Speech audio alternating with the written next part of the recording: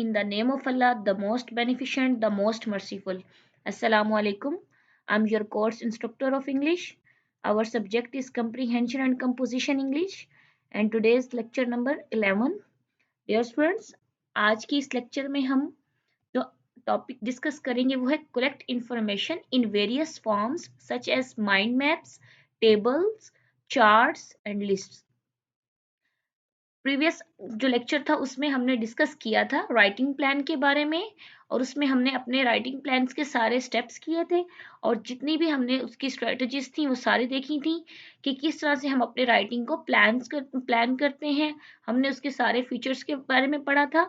आज हम जो है ये देखेंगे कि हम अपनी इंफॉर्मेशन कलेक्ट कैसे करते हैं वेरियस फॉर्म्स जो हमारी हैं, माइंड मैपिंग से, टेबल से, चार्ट से और लिस्ट से किस तरह से हम अपनी कलेक्शन करेंगे। स्टूडेंट्स, सबसे पहले हम डिस्कस करेंगे कि माइंड मैप, जैसे कि मैं पहले आपको बता चुकी हूँ कि माइंड मैप क्या होता है। It's a diagram in which information is represented visually, usually with a central idea placed in the middle and associated ideas arranged around it। कि एक ऐसा आइडिया जिस पर आपका पूरा फोकस और जिसके इर्द गिर्द हर चीज घूम रही हो, मीन्स कि जो आपका टॉपिक सेंटेंस होता है, आपका जो आइडिया होता है, जब आपके माइंड में किसी चीज के बारे में कोई चीज का आइडिया आएगा तो आप उसके बारे में अपना स्ट्रक्चर बनाएंगे, माइंड मैपिंग करेंगे। और स्पाइडर ग्राम क्या होता है? बेसिकली स्पाइडर ग्राम जो होता है that shows a summary of facts और ideas with the main subjects in a central circle and the most important facts on lines drawn out from it। ये एक वेब होता है, जिस तरह से आपने देखा होगा अक्सर जो हमारे जो चार्ट्स होते हैं वो हमारे वेब में होते हैं। जिस तरह में जाल होता है उसके जो सारी जो ड्रॉ की होती हैं लाइंस और उसके ऊपर हमारे सारे आइडियाज, हमारा सर्कल जो होता है उस पर हमारा मेन टॉपिक होता है, बाकी उसकी ब्रांचेस जो हैं वो उसमें बनी होती हैं। तो वो वेब जो होता है इट्स अ स्पाइडर ग्राम। जो हमारा वेब चार्ट जो होता है वो हमारा स्पाइडर ग्राम होता है। तो इसमें हम अपने माइंड मैप और स्पाइडर ग्राम जो है इसमें स्ट्रेटेजी यूज करते हैं making notes on a topic, अपने टॉपिक से रेलिवेंट नोट्स बनाने के लिए प्रायर टू राइटिंग और अपनी राइटिंग को प्रायोरिटीज देने के लिए, तरजीह देने के लिए, अहमियत देने के लिए। It's a structure strategy which shows the hierarchical relationship of ideas as opposed to an unstructured strategy such as brainstorming in which students produce notes at random on paper। Dear students, इसमें जो हमारी जो चीजों का relation होता है जिसमें हम शो करते हैं अपने आइडियाज को as opposed to an unstructured, जो हम अपने अनस्ट्रक्चर्ड वे में हमने जो उसको स्ट्रक्चर नहीं दिया होता, एक उसको साख्त नहीं दी होती, हम उस जब मैपिंग नहीं करते, जब हम अपनी ब्रेनस्टॉर्मिंग नहीं करते तो हमें चीजों के बारे में आइडियाज नहीं पता चलते, हमारी चीजों कैसे हमारी चीज़ों जो है कैसे हमारी रोटेट होती हैं, हमें अपनी चीज़ों का पता जो है वो कैसे चलता है। तो दोस्तों हम अपनी ब्रेनस्टॉर्मिंग से इन चीज़ों का पता कर सकते हैं कि हम इन चीज़ों को अपने जो है राइटिंग में किस तरह से यूज कर सकते हैं, किस तरह से देख सकते हैं और किस तरह से अपना ये फिनोमिना जो है हम अपना यूज करके अपना जो है इंफॉर्मेशन कलेक्ट कर सकते हैं और हायरार्किकल इसकी दर्जाबंदी कर सकते हैं, मीन्स के इसको क्लासिफाइड कर सकते हैं, इसको चीजों को जो है ना ग्रुप की सूरत में बता सकते हैं। Having an organised display of information from the outset of the writing process में be help some students as it more easily converted into draft whereas in brainstorming क्या होता है कि हैविंग ऑर्गेनाइज, हम सबसे पहले अपनी जो है चीजों को डिस्प्ले करने के लिए हम जो है उसको ऑर्गेनाइज करते हैं अपनी इंफॉर्मेशन को from the outset beginning, start से ही। Outset mean it's a beginning, आप अपने स्टार्ट से ही राइटिंग का प्रोसेस जब करते हैं, मे हेल्प सम स्टूडेंट्स, अपने स्टूडेंट्स की हेल्प करना शुरू कर देते हैं कि किस तरह से आपको चीजें को डिस्प्ले करने के लिए ऑर्गेनाइज करना है and it is more easily converted, और किस तरह से इसको कन्वर्ट किया जाता है इनटू ड्राफ्ट की सूरत में आपको इस पर फोकस करना है। वेयर एज इन ब्रेनस्टॉर्मिंग, और किस तरह से अपने जहन पर जोर डालकर ब्रेनस्टॉर्म करके, किस तरह से अपने जहन को हिलाकर, जैसे कि हमारे दिमाग को हलचल देकर एक ब्रेनस्टॉर्मिंग करके that random according of ideas might lead to problems, कि आप अपने आइडियाज को इंडिविजुअली देख सकते हैं with the structure of students अपने टेक्स्ट के अकॉर्डिंग। इसके लिए साथ आप रैंडमली अपनी जो है इंडिविजुअली आप जो है, किस चीज की तरतीब नहीं है, एक चीज इसमें बेतरतीबी है, मतलब कि वो आपको रैंडमली जो है आप उसमें क्या कर सकते हैं, अपने रिकॉर्डिंग ऑफ आइडियाज, आइडियाज को जो है जो रिकॉर्ड किए होते हैं आप उसको देख सकते हैं, माइट लीड टू प्रॉब्लम्स, और अपने जो है प्रॉब्लम्स में, मसाइल पर अपने जो उसमें आ रहे होते हैं आपको राइटिंग टेक्निक्स में, उस पर फोकस कर सकते हैं with the structure of first text, अपनी टेक्स्ट के मुताबिक। A mind map is a diagram that displays information visually. You can create mind maps using pen and paper. Dear friends, मैंने पहले भी आपको बताया था कि सबसे पहले आपकी राइटिंग टेक्निक में भी, जिस तरह से आपकी रीडिंग टेक्निक में, कंप्रीहेंशन में आपने माइंड मैपिंग देखी थी, इसमें भी सबसे पहले आपकी जो है राइटिंग स्किल में भी आपकी माइंड मैपिंग जो है वो आपके लिए बहुत ज्यादा इंपॉर्टेंट है, कि किस तरह से आप अपने माइंड मैपिंग करके चीजों को, डायग्राम को डिस्प्ले करेंगे, इंफॉर्मेशन विजुअली, विजुअली मींस कि किसी चीज पर आप अपने विजिबल, जो आपको ऑब्जर्वेबल जो चीज होती है जिसको आप ऑब्जर्व कर सके, देख सके, आप उस इंफॉर्मेशन को अपनी एक जो है निगाह से देख सके कि एक ये परफेक्ट है, तो it's a information visually. You can create mind maps using pen and paper. आप अपना माइंड मैप, अपना एक पेपर लेकर, अपना एक पेन लेकर उस पर अपना सारा स्ट्रक्चर बना सकते हैं, अपनी माइंड मैपिंग कर सकते हैं, और you can use an online mind mapping tool such as MindMeister. जब सम टाइम आप जो है ऑनलाइन माइंड मैपिंग कर रहे होते हैं, ऑनलाइन चीजों की स्ट्रक्चर कर रहे होते हैं, तो उसको हम, उस टूल को नाम देते हैं माइंड मेस्टर। तो इसमें आप देखते हैं कि एक चीजें जो आपने विजुअली की तो माइंड मैपिंग हो गई, एक चीज जो आपने ऑनलाइन की, ऑनलाइन माइंड मैपिंग के लिए जो टूल यूज होता है उसको हम माइंड मेस्टर बोलते हैं। Rules for creating a mind map are simple. ये आपके जो रूल्स हैं वो आपको बताएंगे किस तरह से आपने जो है वो माइंड मैपिंग करनी है। Right the subject in the centre of your paper. सबसे पहले आप अपने पेपर के सेंटर में अपना जो है सब्जेक्ट जो है वो देखेंगे, कि क्या हमने अपना जो है सब्जेक्ट आपने लिखा हुआ है, टॉपिक आपका क्या है, जो आपने अपने पेपर के सेंटर, मरकज क्या है आपका, जो आपका पेपर का है।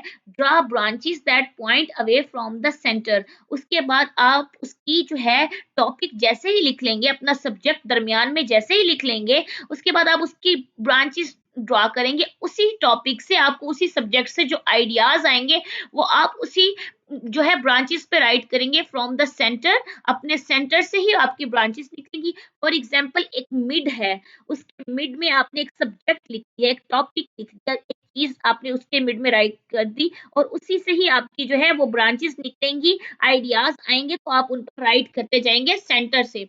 Each branch symbolise one thought और idea related to the subject. हर ब्रांच जो है, हर शाख जो है वो सिंबलाइज करेगी, वो आपको बताएगी आपको कि किस तरह से आपने चीजों को आइडियलाइज करना है, आपने एक सोच से और एक आइडिया से चीजों को किस तरह से फोकस करना है, जो चीजें आपके सब्जेक्ट से, आपके दरमियान के सेंट्रल पार्ट से निकल रही हैं, उसको आपने किस तरह से सिंबलाइज करना है। Use meaningful keywords to write these ideas on to the branches. और उसी जो आपके सब्जेक्ट से जो आपके ब्रांचेस पे आप जो आइडियाज लिख रहे होंगे, वो कीवर्ड्स की सिलेक्शन बहुत अच्छी हो। फॉर एग्जांपल आप एक सब्जेक्ट है, वहां पर आपने कोई चीज राइट किया, फॉर एग्जांपल आपने उस सब्जेक्ट में अपना कोई टॉपिक सेंटेंस ट्री लिखा है, आपके ट्री से जो रेलेवेंट जो आपकी जो चीजें आ रही हैं, कि आपका फोकस क्या है ट्री के बारे में, तो आपकी जो चीजों का आइडिया हो रहा होगा, तो आपने उसके कीवर्ड्स जो हैं वो देख कर रखने हैं उसकी ब्रांचेस पर। आपने क्या क्या उसके लिए सिलेक्शन की है, कीवर्ड्स के लिए बेसिकली आपने क्या वर्ड्स का चुनाव किया है, अपने आइडियाज तो आपने राइट करने हैं। From each branch more ideas can branch off four.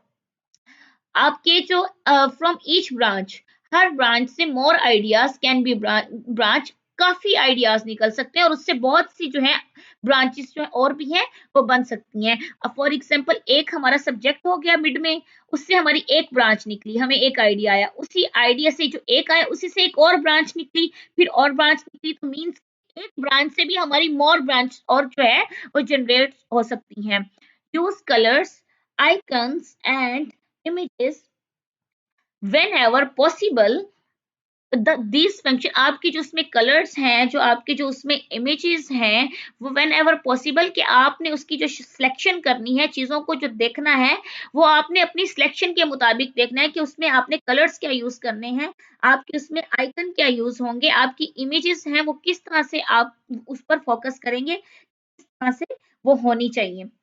उसके बाद में देखेंगे कि दीज फंक्शंस, जो आपके ये फंक्शंस हैं as mental triggers and can help spark new ideas, कि जो आपके फंक्शंस हैं वो आपको जो है आपके हेल्प करेंगे, आपको एक स्पार्क मतलब एक आइडियाज की तरफ लेकर जाएंगे, कि न्यू आइडियाज जिस तरह से आपके उस ब्रांच से निकलते हैं, which is important during brain storming session. ये आप कि जो आप ब्रेनस्टॉर्मिंग जब आपकी हो रही होती है, जब आप माइंड में हर चीज को रिकॉल कर रहे होते हैं, अपने माइंड में जब आप हलचल बना क्रिएट किए होते हैं, ज़हन पर जोर डाले होते हैं, ज़हन पर दबाव डालकर जब किसी चीज को रिकॉल कर रहे होते हैं, तो उस वक्त ये चीजें जो है आपके लिए बहुत ज्यादा इंपॉर्टेंट होते हैं। इस सेशन में ये चीजें आपके लिए जो है वो हेल्पफुल होती हैं। इस तरह से ये फंक्शंस जो है आपकी हेल्प करते हैं। उसके बाद हम देखेंगे अपने एडवांटेजेस ऑफ माइंड मैप्स, कि हमारे माइंड मैप्स के एडवांटेजेस क्या होते हैं हमारी राइटिंग टेक्निक में। रीडिंग टेक्निक में हमने पढ़ लिया था, अब हमने पढ़ने हैं अपने एडवांटेजेस अपनी राइटिंग टेक्निक्स में, किस तरह से ये हमारे लिए जो है बहुत ज्यादा सुटेबल होंगी, जो एडवांटेजेस हैं। डियर स्टूडेंट्स, इसमें सबसे पहले आपने देखेंगे आप एक माइंड मैप बनाएंगे। Making a mind map should be a spontaneous pre writing activity. उसमें आपने जब एक माइंड मैप बनाना है, वो आपका जो है एक ऑटोमेटिक होना चाहिए, एक स्पॉन्टेनियस होना चाहिए, इम्पल्सिव होना चाहिए, एक बेसाख्ता होना चाहिए।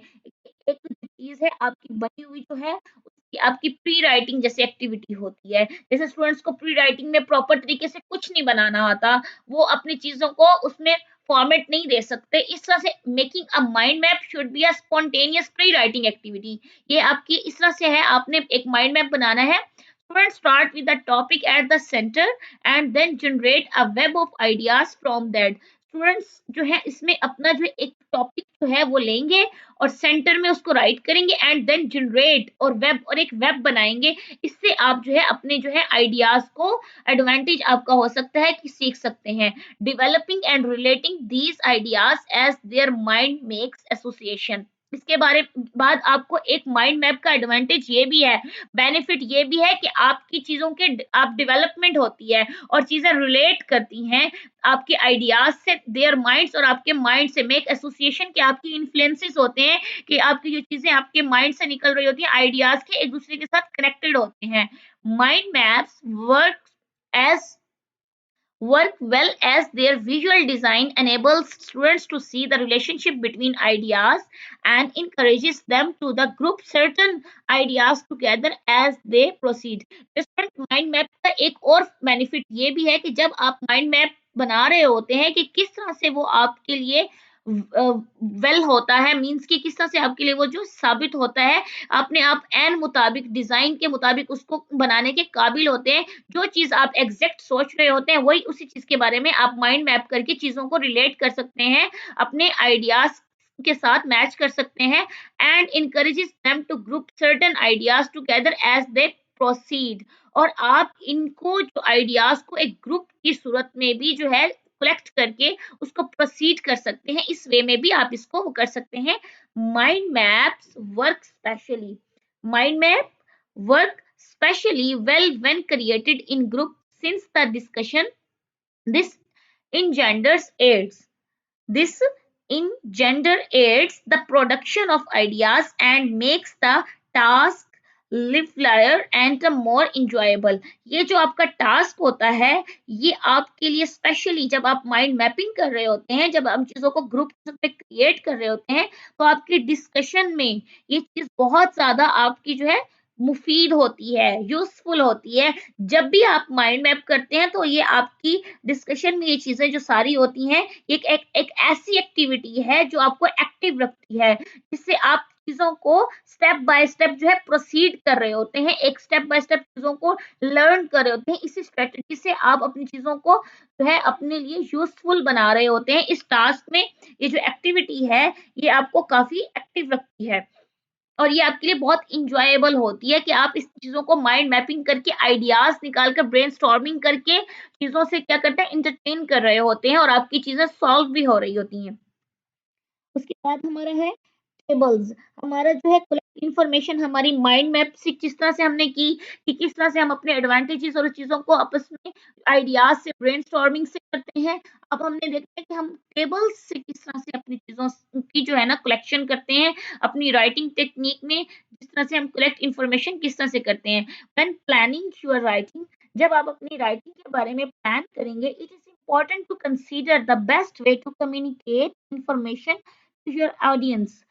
तो ये आपके लिए बहुत ज़्यादा एक एसेंशियल है, एक इम्पॉर्टेंट चीज़ है to consider the best way, जो आपकी कम्युनिकेशन इंफॉर्मेशन ऑडियंस तक जब मालूमात जाएगी, आप कम्युनिकेट कर रहे होंगे, जब आप किसी चीज़ के लिए डिस्कोर्स कर रहे होंगे, जब आप किसी चीज़ की बात कर रहे होंगे, तो उसमें ये आपका राइटिंग प्लान जो है, उसमें आपके टेबल्स जो हैं वो बहुत ज़्यादा इंपॉर्टेंट होते हैं, specially if you plan to use data in the form of numbers. कि जब आपको एक डाटा जो है वो आपको राइट करना पड़ता है अपने प्लान के मुताबिक। कोई चीज आप अपनी ऑडियंस तक कन्वे करना चाह रहे होते हैं, कोई डाटा है वो आप जो है वहां पर कन्वे करना चाह रहे होते हैं, तो आपको एक प्लान करना पड़ता है किस तरह से आप चीजों को प्लान करते हैं। तो उसमें आपके टेबल्स जो हैं वो आपके लिए हेल्पफुल होते हैं कि आप उसमें डाटा अपना राइट करते हैं, अपने नंबर्स को राइट करते हैं, वर्ड्स और images as well, that will help you construct and spot your argument.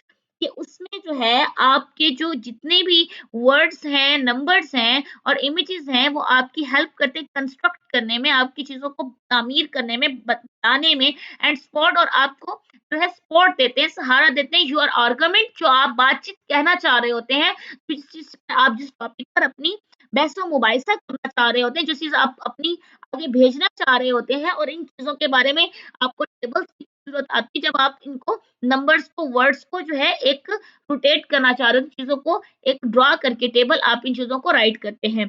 Table present lists of numbers और text in columns and can be used to synthesise existing literature, to explain variables, or to present the wording of survey questions। हमारे table क्या present करते हैं? List को present करते हैं जिसमें हमारे कॉलम्स यूज होते हैं, रॉस यूज होती हैं, हमारी जिसमें ये सारे पॉइंट्स जो टेबल है, इस ये चीजें हमारे लिटरेचर में भी एग्जिस्ट करती हैं कि इट्स आर्ट। एक्सप्लेन वेरिएबल्स हमारी वेरिएबल्स में भी यूज होती हैं, और to present the wording for survey question, हमारा क्वेश्चनियर्स होते हैं, क्वेश्चंस होते हैं, सर्वे करते हैं, तो हम जब क्वेश्चंस कर रहे होते हैं तो हम पहले सबसे पहले टेबल बना रहे होते हैं, उसके मुताबिक हम राइट और रॉन्ग का जो है लिख रहे होते हैं। स्टूडेंट्स, आपने इस बात पे फोकस करना है। सिंपल सी एग्जांपल ले लें, जब हम किसी भी चीज का सर्वे करते हैं, सर्वे करने जाओ तो उसमें हमने राइट और उसमें रॉन्ग और उसमें जो सजेशंस होते हैं, जो व्यूज होते हैं वो राइट करने होते हैं। तो हमने उस ऑडियंस की तरफ से भी और बाकी पब्लिक साइड से जितने भी हमने ये व्यूज करते हैं, हम टेबल ड्रॉ करते हैं जिसके जो व्यूज होते हैं उसमें राइट करते हैं। इसमें ये जो है टेबल जो है हमारे प्रेजेंट्स करते हैं लिस्ट को भी, नंबर्स को भी, टेक्स्ट को भी, कॉलम्स को भी, हमारे वेरिएबल्स को एक्सप्लेन करते हैं।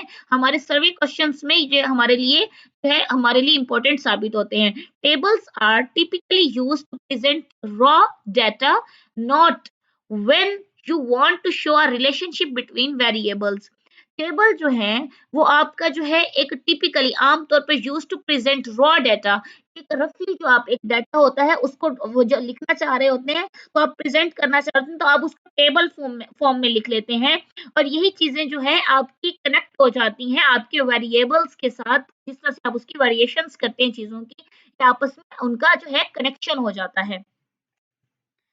टेबल्स शुड बी, अब टेबल होना किस तरह से चाहिए, टेबल का वो जो है बेसिकली स्ट्रक्चर क्या होना चाहिए, उसका टेक्सचर क्या होना चाहिए।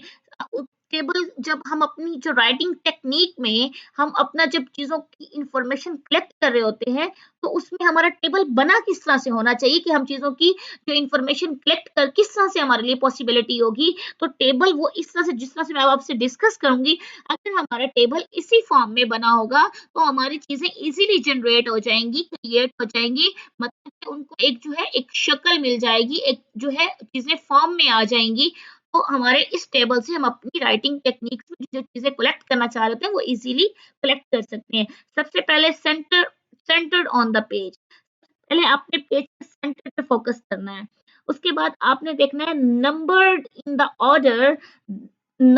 Order they appear in the text. उसके बाद आपने ऑर्डर फॉर्म में अपने नंबरिंग करनी है, दे अपेयर इन द टेक्स्ट, जो हमारे टेक्स्ट में एक प्रॉपर तरीके से हाईलाइट हो कि हमारे ये नंबर्स है। हमने उसको चाहे अब जिस पॉइंट पर भी रखना है उसको एक हाईलाइट फॉर्म में देना है कि numbered in the order form में हमारे नंबर होने चाहिए, दे अपेयर जो वाजिया हो, जाहिर हो, इन द टेक्स्ट हमारी टेक्स्ट को जो है प्रोमिनेंट करें कि हमारी टेक्स्ट की जो लाइन है वो कहाँ है और उसका नंबर क्या दिया, गिवन नंबर क्या है।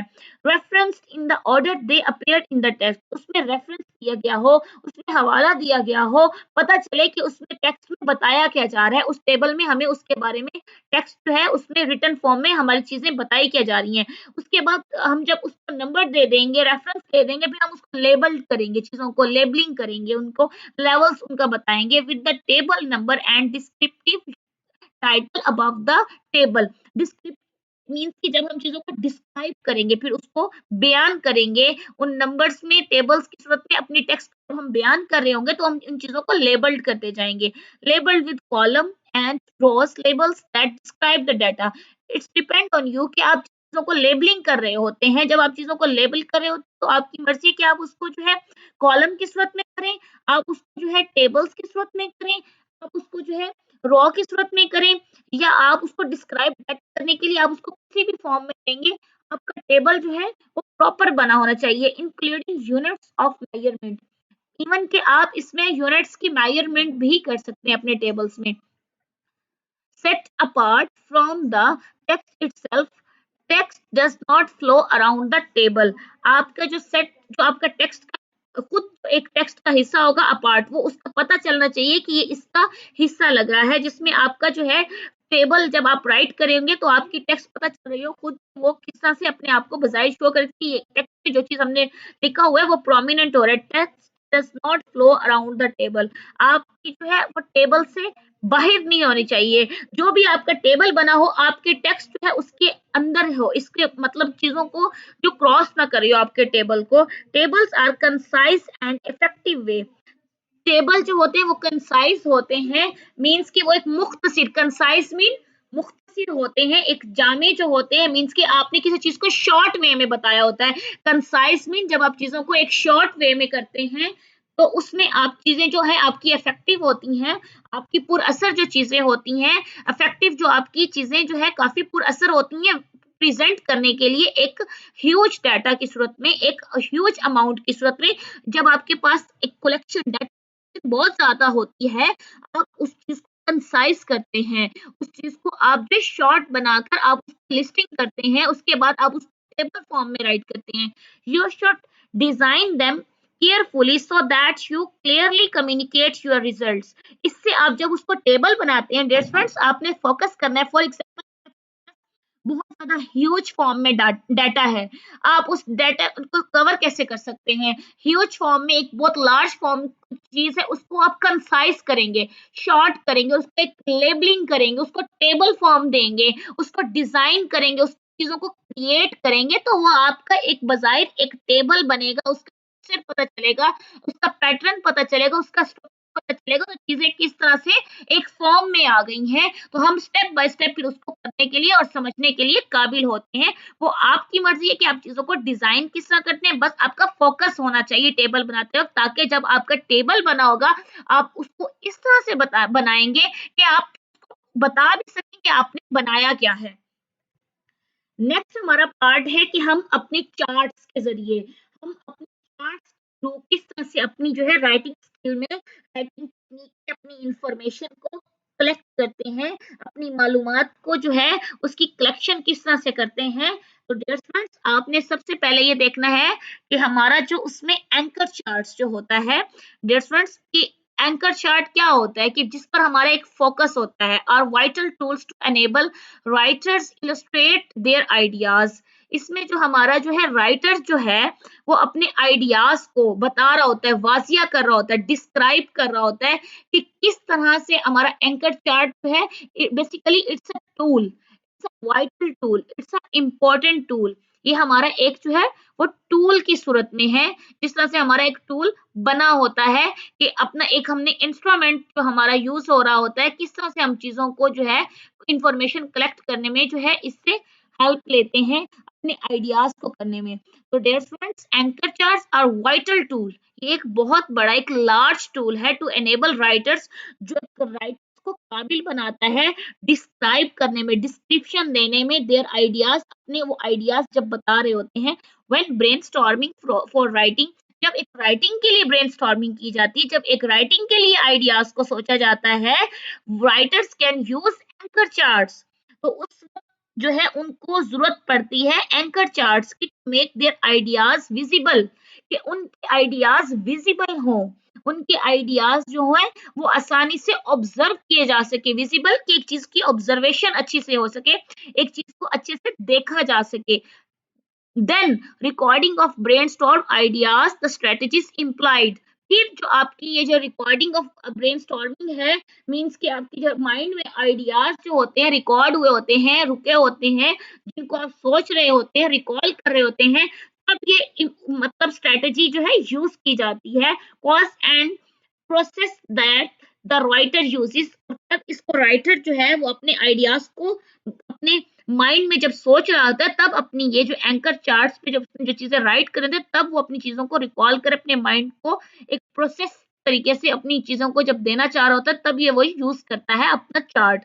And organised and made presentable through anchor chart, और वो इन चीजों को ऑर्गेनाइज करता है, फॉर्म में लाता है और इनको प्रेजेंट करता है थ्रू द एंकर चार्ट्स। किसके जरिए? एंकर चार्ट्स के जरिए। And anchor charts as a tool for brainstorming writing should observe the following rule, right? जैसे कि अभी मैंने आपको बताया कि आप अपने एंकर चार्ट से चीजों को ऑब्जर्व कर सकते हैं, आपकी चीजें जो है आपके लिए फिजिबल हो सकती हैं, आप आसानी से चीजों पर फोकस कर सकते हैं, अपने आइडियाज को फोकस कर सकते हैं। और आपका जो एंकर चार्ट जो है, आपका चार्ट होना किस तरह चाहिए? आप जो है chart should B colourful and attractive. क्या होना चाहिए? चार्ट आपका कलरफुल होना चाहिए, जिसका अट्रैक्शन हो, एक फोकस रहे, पिन जो आप जिस तरह से फोकस होता है आपका। Anchor chart should be written in academic language, वो किस फॉर्म में लिखना चाहिए? आपकी एकेडमिक स्किल में हो, आपकी रीडिंग राइटिंग जो है, आपकी लिसनिंग, सारी चीजें जो आपकी स्किल्स में आती हैं, तो आपकी एकेडमिक लैंग्वेज में होना चाहिए। उसमें जो है आपका the chart should be clear and easily understood when seen. आपका जो चार्ट है वो इजीली जो है देखा जाना चाहिए, इजीली आप उसको अंडरस्टूड कर सके जब कोई उसको देखने वाला हो। व्हेन सीन, जब उसको देखा जाए। The writer should frequently refer to it, writer इसको फ्रीक्वेंटली एक जो है एक अलग अंदाज से जो है वो राइट करने की कोशिश करता है। इसमें जो है चीजों को एक चार्ट बनाकर, तब एंकर चार्ट बनाता है, तब वो इन चीजों को सारों को लेबल करता है और कलर पे फोकस करता है और चार्ट पे एकेडमिक लैंग्वेज को फोकस करता है, ताकि ये नहीं कि आपका जो कलर लाइट हो और उसके ऊपर जो है रिटर्न जो है वो भी लाइट हो, सीन किया जा सकता है। आप कलर डार्क है, कॉम्बिनेशन उसका लाइट होना चाहिए, लाइट है तो डार्क होना चाहिए, तब ये चीजें इजीली सीन की जा सकती है। तो चार्ट आपका ऐसे होना चाहिए। How the usage of anchor chart can be made more effective. Dear students, अब हमने ये देखना है कि हमारा जो एंकर चार्ट है, जिसमें हम अपनी कलेक्शन कर लेते हैं, वो हमारा उसके जो यूसेज है, इस्तेमाल है एंकर चार्ट्स के, वो किस तरह से जो है हमारे लिए इफेक्टिव हो सकते हैं, किस तरह से हमारे लिए जो है यूजफुल हो सकते हैं, पुरअसर हो सकते हैं। Effective writing using anchor charts must make use of the following.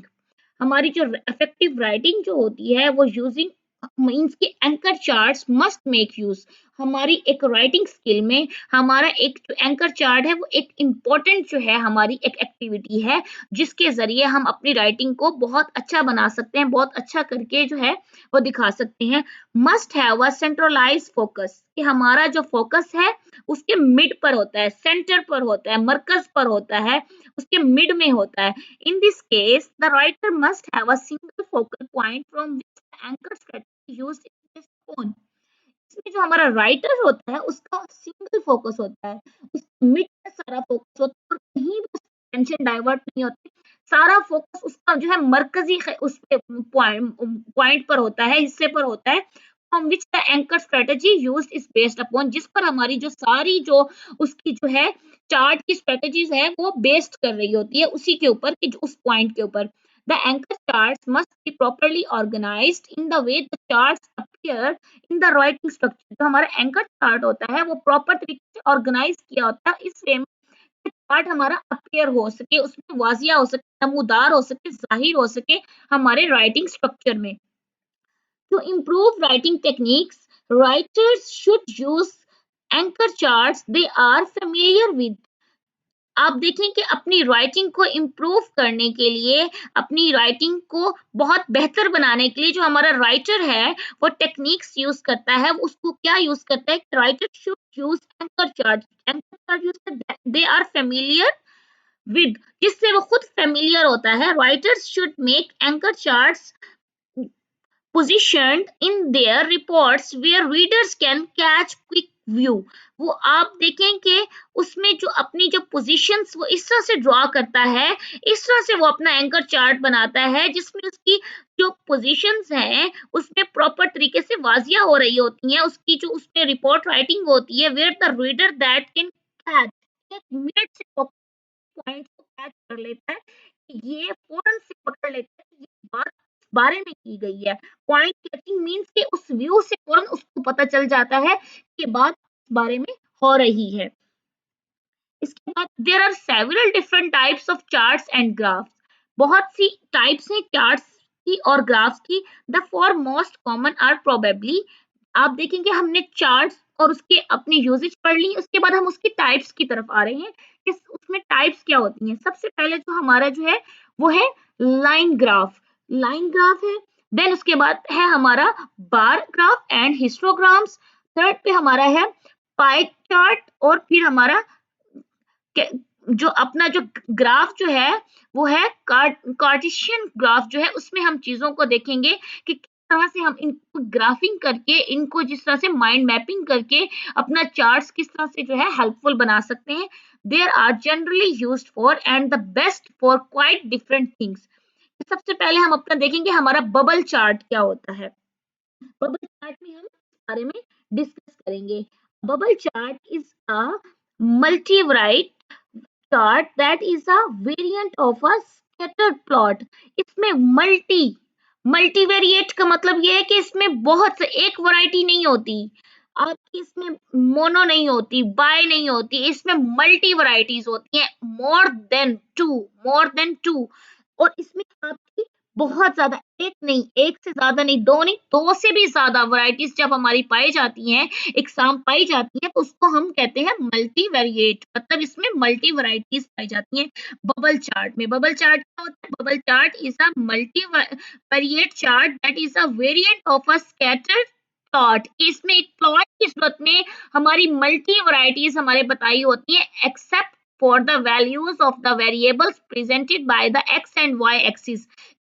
Accept कि इन वैल्यूज के सिवाय के वेरिएबल्स हमारे प्रेजेंट करे होते हैं हमारे एक्सिस को, हमारे एक्स एक्सिस को, हमारे वाई एक्सिस को, कि हमारे चार्ट में बता रहे होते हैं the area of bubble represented the third value, कि हमारे उस बबल एरिया में हमें पता चल रहा होता है कि हमारे उसके पॉइंट की जो थर्ड वैल्यू है वो क्या प्रेजेंट कर रही है।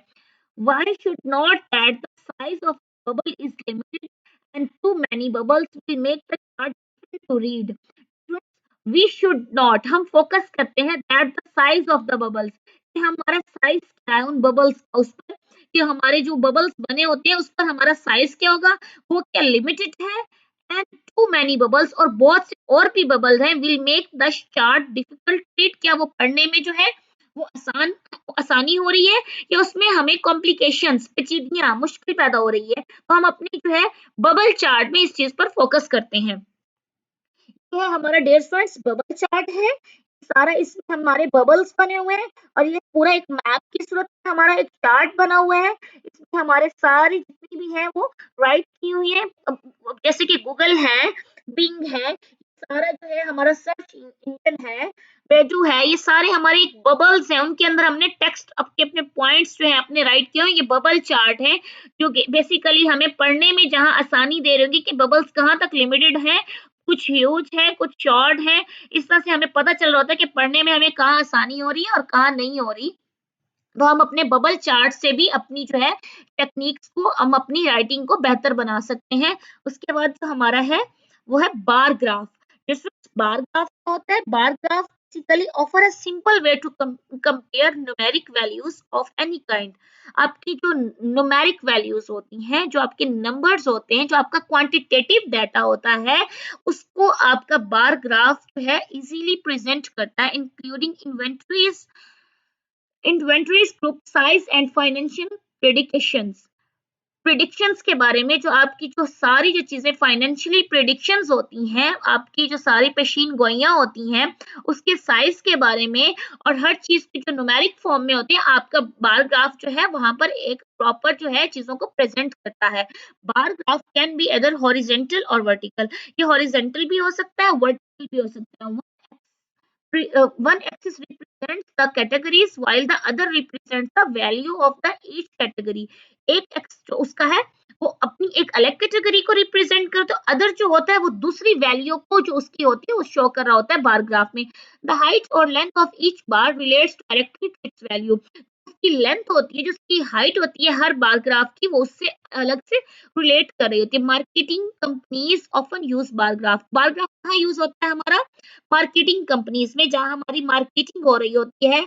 जैसे बैंक साइड पे भी हमारा जो है बार ग्राफ यूज होता है, एंड सर्वे रिस्पॉन्स और हमारा जो है सर्वे साइड पर यूज हो रहा होता है।